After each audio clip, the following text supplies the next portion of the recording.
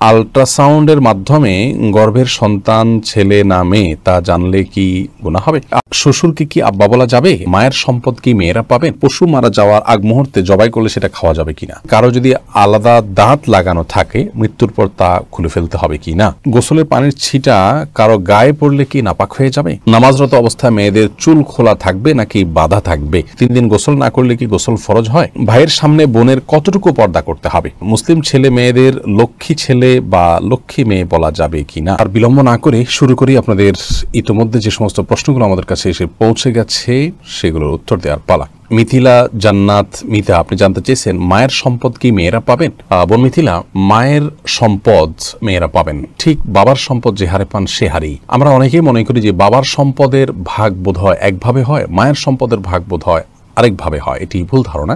মূলত বাবার সম্পদ ছেলে মেয়েরা যে হারে পান ঠিক মায়ের সম্পদ থেকেও ছেলেমেয়েরা একই হারে পাবেন, কোন প্রকার বেশ কম নেই। এরপরে আব্দুল্লাহ, আপনি প্রশ্ন করেছেন পশু মারা যাওয়ার আগ মুহূর্তে জবাই করলে সেটা খাওয়া যাবে কিনা? উত্তর হলো হ্যাঁ, খাওয়া যাবে। পশু যতক্ষণ পর্যন্ত তার মধ্যে প্রাণ আছে ততক্ষণ পর্যন্ত সেটি জবাই করলে খাওয়া যাবে। কোনো কারণে অ্যাক্সিডেন্ট হলো, পশু এখনো মারা যায়নি কিন্তু কিছুক্ষণ পরে মারা যাবে মনে হচ্ছে, এই মুহূর্তে জবাই করে দিলে সেটি খাওয়া যাবে। সাইদা জাহান জানতে চেয়েছেন কারো যদি আলাদা দাঁত লাগানো থাকে মৃত্যুর পর তা খুলে ফেলতে হবে কি না? কারো যদি আলাদা দাঁত লাগানো থাকে তাহলে মৃত্যুর পর সেই আলগা দাঁত বা পৃথক দাঁত সেটি খুলে ফেলা ভালো, বিশেষ করে সেটা যদি মূল্যবান কোনো ধাতব বস্তুর হয়। কিন্তু এটি আবশ্যক বা ফরজ ওয়াজিব কোনো বিষয় নয়। বিশেষ করে সাধারণ কোনো নরমাল যদি কোনো হয় তাহলে সেক্ষেত্রে সেটি খুলে রাখা আবশ্যক নয়। এরপরের প্রশ্ন হলো গোসলের পানির ছিটা কারো গায়ে পড়লে কি নাপাক হয়ে যাবে? উত্তর হলো গোসলের পানির ছিটা, সাধারণ পানির ছিটা যদি কারোর গায়ে গিয়ে পড়ে তাহলে সেটি নাপাক হবে না, তার শরীর নাপাক হবে না, কাপড়ের উপর লাগলে সে কাপড় নাপাক হবে না। তবে শরীরে যদি কোথাও দৃশ্যমান নাপাক থাকে শরীরের উপরে, সেই জায়গাতে পানি পড়ে এবং সেই পানিটা গিয়ে নির্দিষ্টভাবে কারোর গায়ে লাগে তাহলে সেই অংশ, যে অংশে লাগবে শুধুমাত্র সেই অংশটা নাপাক হবে, সেটিকে ধুয়ে ফেললেই পাক হয়ে যাবে। আর যদি এরকম দৃশ্যমান কোনো নাপাক না থাকে, জাস্ট তার গোসল ফরজ হয়েছে হয়তো কিন্তু শরীরের উপরে কোনো দৃশ্যমান নাপাক নাই, তাহলে শরীরের উপরে যে পানি ব্যবহার করা হবে সেটা ছিটা গিয়ে অন্য কারো কাপড় পড়লে সেটি নাপাক হবে না। কারণ নাপাক দূর করার জন্য আমরা যে উযু করি, গোসল করে থাকি, এই ব্যবহৃত পানি নাপাক হয়ে যায় না যদি সেখানে দৃশ্যমান নাপাক না থাকে। আম্বিয়া খাতুন জানতে চেয়েছেন ভাইয়ের সামনে বোনের কতটুকু পর্দা করতে হবে? দেখুন, ভাইয়ের সামনে বোনের পর্দার বিষয়টি হলো একজন নারী অন্য নারীর সাথে যতটুকু খুলতে পারবেন, উন্মুক্ত করতে পারবেন, একজন মেয়ে মানুষ তার ভাইয়ের সামনে ততটুকু পর্দা খুলতে পারবেন, শরীরের সে অংশগুলো তিনি প্রদর্শন করতে পারবেন।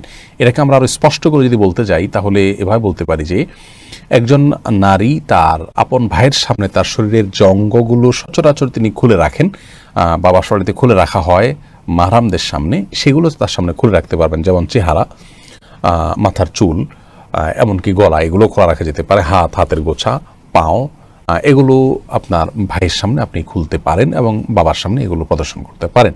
কিন্তু এর বাইরে আপনার আজকাল একটা নির্লজ্জতা আমরা দেখতে পাচ্ছি, সেটা হলো যে অনেক পরিবারে আপনার ভেতরে বাইরে নারীরা শর্ট পোশাক আশাক পরে থাকেন, সেটি কোনো অবস্থাতে জায়েজ নয় এবং সেটা আপন ভাইয়ের সামনে হলেও সেটি জায়েজ নয়, শুধুমাত্র স্বামীর সামনে সেটি জায়েজ হতে পারে। বিধায় এ ব্যাপারে আমাদের সাবধান হওয়া উচিত এবং দায়িত্বশীল থাকা উচিত। শারমিন আখতার, আপনি জানতে চেয়েছেন নামাজরত অবস্থায় মেয়েদের চুল খোলা থাকবে নাকি বাঁধা থাকবে? নামাজরত অবস্থায় মেয়েদের চুল খোলাও থাকতে পারে, বাঁধাও থাকতে পারে। তবে খোলা থাকলে সেটি রুকু সিজদা এবং উঠা বসায় যদি ডিস্টার্বের কারণ হয়, সেই দৃষ্টিকোণ থেকে খোলা না রেখে বেঁধে রাখা উত্তম এবং ভালো, যেহেতু সলাতে একাগ্রতা নষ্ট হতে পারে এমন কাজ করা উচিত নয়।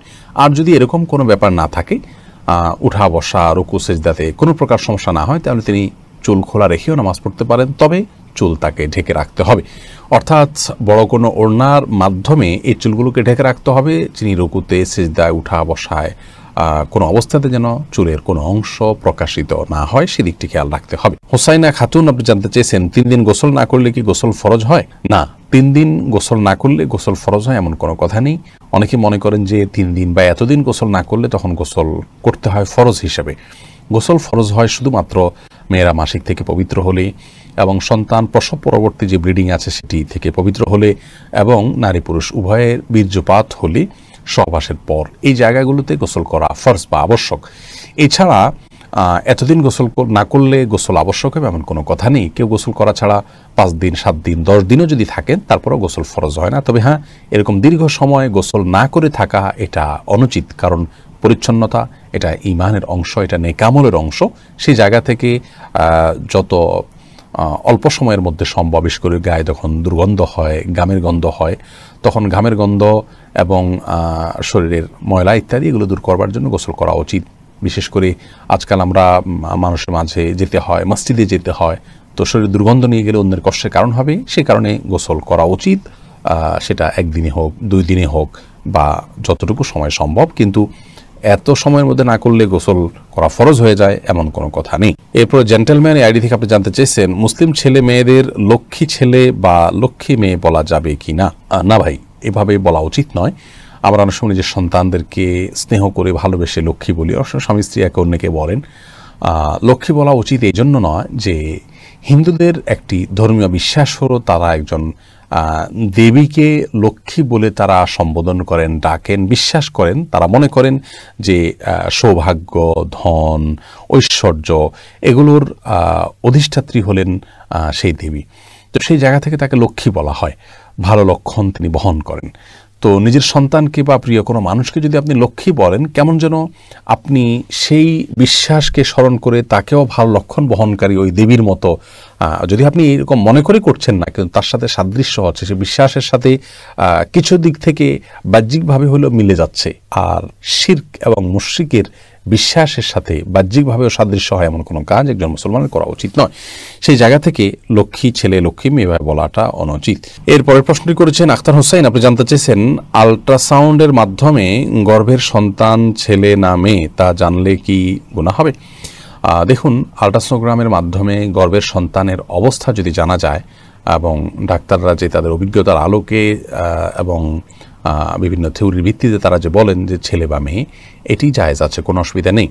আল্লাহ রাব্বুল আলামিন যে বলেছেন গর্ভে কি আছে সেটি আল্লাহ ছাড়া কেউ জানেন না, এর মাধ্যমে এটি মূলত এই পর্যায়ের কথা আল্লাহ তাআলা বলেননি। তার মানে কোন সময় গর্ভে কি যাচ্ছে না যাচ্ছে এবং কোন বীর্যে কোন শুক্রাণুতে কি সন্তান আছে না আছে সেটি আল্লাহ ছাড়া কেউ জানেন না।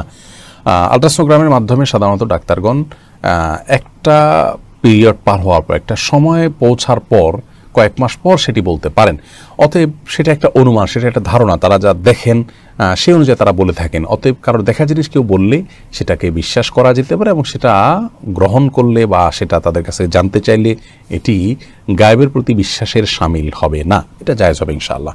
বদির আলম, আপনি জানতে চেয়েছেন শ্বশুরকে কি আব্বা বলা যাবে আর তার সাথে কতটুকু পর্দা করতে হবে? দেখুন, শ্বশুরকে বাবা বলা যাবে, কোনো অসুবিধা নেই। আল্লাহ রাব্বুল আলামিন কোরআনে হাকিমে যে বলেছেন উদউহুম লিআবাইহিম হুয়া আকসাতু ইনদাল্লাহ, অর্থাৎ সন্তানদেরকে তাদের বাবার, জন্মদাতা বাবার সাথে সম্বন্ধ করে তাদেরকে ডাকো, অন্য কাউকে বাবা ডেকো না, তাদের বাবা হিসেবে অন্য কাউকে সম্বোধন করো না। এখানে যে আল্লাহ রাব্বুল আলামিন নিষেধ করেছেন অন্য কাউকে বাবা বলতে, তার অর্থ হলো অন্য কাউকে বাবার জায়গায় যদি কেউ বসান এবং ধরুন সার্টিফিকেটে, পাসপোর্টে, এনআইডিতে এবং বিভিন্ন ডকুমেন্টসে এবং মানুষের সামনে যদি এমনভাবে অন্য কারোর নাম বাবা হিসাবে তিনি পেশ করেন যে তাকেই বরং সমাজের মানুষ তার জন্মদাতা মনে করেন, সেটি নিষেধ। শ্বশুরকে যদি কেউ বাবা বলেন, সেক্ষেত্রে সমাজের সবাই জানেন যে এই ভদ্রলোক তার জন্মদাতা পিতা নন, এটা সম্মানসূচকভাবে শুধুমাত্র বলা। অতএব ইন্নামাল আমালু বিন্নিয়াত, আপনি তাকে বাবা বলতে যেটা বোঝায় মানুষ, সে অর্থে বাবা বোঝাননি, যার কারণে শ্বশুরকে বাবা বলাতে কোনো অসুবিধা হবে না ইনশাআল্লাহ বিইذনিল্লাহ। শ্বশুর সাথে কতটুকু পর্দা করতে হবে পুত্রবধূর? এর উত্তর হলো একজন মাহরামের সাথে যতটুকু পর্দা করবেন আপনি আপনার নিজের বাবার সামনে যতটুকু পর্দা করবেন, নিজের ভাইয়ের সামনে যতটুকু পর্দা করবেন, তার সামনে ততটুকু পর্দা করবেন। চেহারা এমনকি মাথার চুল ইত্যাদি খোলা থাকলেও গুনাহ হবে না, পর্দার লঙ্ঘন হবে না। হাতের তালু এবং বাহ্যিক অংশ, পায়ের বাহ্যিক অংশ এগুলো আপনি খোলা রাখতে পারেন তার সামনে। একই কথা প্রযোজ্য হবে শাশুড়ির বেলায় এবং জামাইয়ের বেলায়। জামাই তিনি শাশুড়ির এই চেহারা, হাত এবং পা এই অংশগুলো দেখতে পারবেন। তার মায়ের, তার বোনের যে অংশগুলো তিনি দেখতে পারেন, ইনিও তার মাহরাম হয়ে গেছেন, সেই হিসাবে তারও সেই অংশগুলো দুটো দেখতে পারবেন।